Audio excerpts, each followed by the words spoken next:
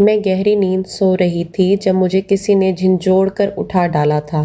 میں ہڑبڑا کر اٹھ بیٹھی تو سامنے اپنے ماموں کو بڑے غضبناک انداز میں گھورتے ہوئے پایا۔ انہوں نے کچھ کہے بنا ہی میرے منہ پر تھپڑوں کی برسات کر دی تھی۔ میں سکتے کے عالم میں حیران پڑی رہ گئی، پھر بڑی مشکل سے ہمت کر کے بولی، ماموں آخر میرا کیا قصور ہے؟ تو ماموں نے ایک لڑکے کا ہاتھ پکڑ کر اسے میرے روبرو کر دیا اور بولے، یہ ہے تمہارا قصور؟ رات کے اس پہر تمہیں اپنے کمرے میں یوں لڑکا بلاتے ہوئے شرم نہیں آئی کیا؟ میں نے تمہیں پیار دیا، مان دیا، اور اس کے بدلے تم نے میرے سر میں خاک ہی ڈال دی۔ میں ہکا بکا سی رہ گئی۔ میں زاروں قطار روتے ہوئے بولی، ماموں میں اس شخص کو نہیں جانتی، مجھے نہیں معلوم یہ میرے کمرے میں کیا کر رہا تھا۔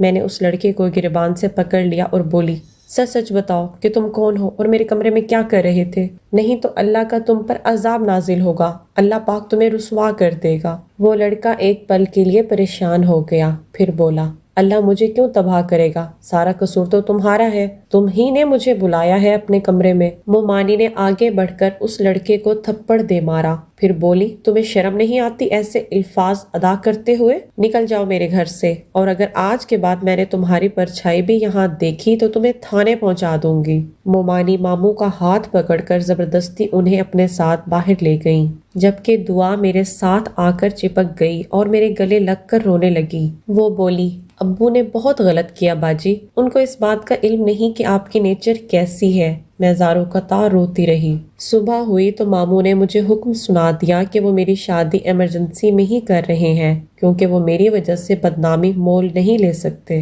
انہوں نے میرے لیے 2 بچوں کا باپ ڈھونڈا تھا۔ اس کی عمر 45 سال تھی، بیوی کا انتقال ہو چکا تھا، اسے اپنے بچے سنبھالنے کے لیے ایک عورت کی ضرورت تھی۔ میں نے انکار نہیں کیا تھا، کیونکہ میرے پاس انکار کا آپشن تھا ہی نہیں۔ میرے والدین میرے بچپن میں ہی انتقال کر چکے تھے، ماموں نے ہی باپ بن کر پالا تھا۔ اب نہ جانے کس کے کہنے پر وہ لڑکا میرے کمرے میں آ گیا اور میرے باپ جیسے ماموں کو مجھ سے بدگمان کر ڈالا تو میں کیا کرتی؟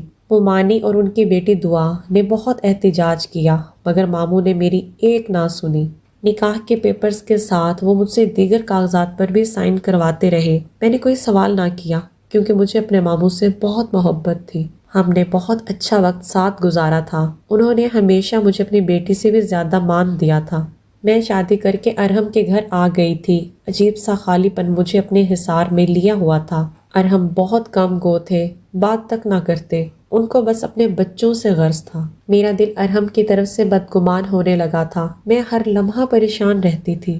اسی پریشانی نے مجھے بیمار کر دیا، مگر تب ارحم نے میرا اس قدر خیال رکھا کہ میں دنگ رہ گئی۔ تبھی انہوں نے اپنی محبت کا اظہار بھی کر دیا۔ میری زندگی سیٹ ہونے لگی تھی۔ ایک دن ماموں کی کال آئی تو میری آنکھوں میں خوشی سے آنسو آ گئے۔ میں نے فون اٹھایا تو ماموں بولے، بیٹا دعا تمہارے گھر آئی ہے کیا؟ میں بولی، نہیں۔ ماموں مجھے قسمیں دے کر یہ بار بار پوچھتے رہے اور میں بار بار انکار کرتی رہی۔ انہوں نے فون بند کر دیا۔ ابھی کوئی آدھا گھنٹہ ہی گزرا تھا کہ میرے گیٹ پر بیل ہوئی۔ جا کر گیٹ کھولا تو سامنے ماموں مومانی کھڑے تھے، دونوں غم اور پریشانی سے نڈھال تھے۔ ماموں مجھے دیکھتے ہی بولے، بیٹی میں تمہاری ساری جائیداد تمہیں واپس کرنے کو تیار ہوں، تم بس مجھے میری بیٹی واپس کر دو۔ میں بولی، کیسی جائیداد؟ تب ہی میرے گھر کے دروازے پر دوبارہ بیل ہوئی۔ اس بار گیٹ کھولا تو سامنے دعا اور وہی لڑکا کھڑا تھا جو اس رات میرے کمرے میں گھس آیا تھا۔ وہ دونوں گھر آ گئے تو ماموں مومانی کو سانپ ہی سونگھ گیا تھا۔ دعا بولی، نازیہ میں نے ابراہیم سے شادی کر لی ہے، تم سے آخری بار ملنے آئی ہوں، تمہیں کچھ بتانے بھی آئی ہوں۔ ابراہیم تم نازیہ کو سب کچھ بتا دو۔ وہ لڑکا بولا، آپی پلیز مجھے معاف کر دیں، میں آپ کے گھر میں پیسے کی لالچ میں آیا تھا۔ آپ کے ماموں نے مجھے آپ کے کمرے میں خود ہی بھیجا تھا اور بعد میں یہ ڈرامہ رچایا تھا۔ اس کام کے انہوں نے مجھے 10,000 دیے تھے۔ اس رات میری نظر دعا پر پڑ گئی اور وہ مجھے بہت اچھی لگی۔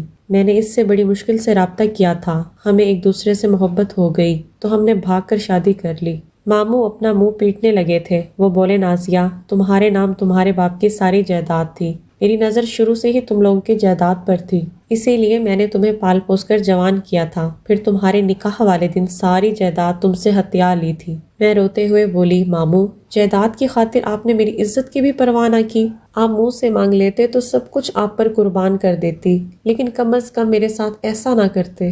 ماموں نے جائیداد منتقلی کے کاغذات پھاڑ دیے تھے، پھر دیکھتے ہی دیکھتے سب میرے گھر سے چلے گئے تھے۔ میں سوچتی رہ گئی کہ مجھ بے آسرا کا سہارا اللہ بنا تھا اور جس کا اللہ ہو جائے وہ اس کے لیے کافی ہو جاتا ہے۔ ماموں کو مکافات عمل کی چکی نے پیس کر رکھ دیا تھا۔ آج کی ویڈیو پسند آئی تو لائک، سبسکرائب اینڈ شیئر ضرور کر دیا کریں۔ ملتے ہیں جی نیکسٹ ویڈیو میں، تب تک دیں اجازت۔ اللہ حافظ۔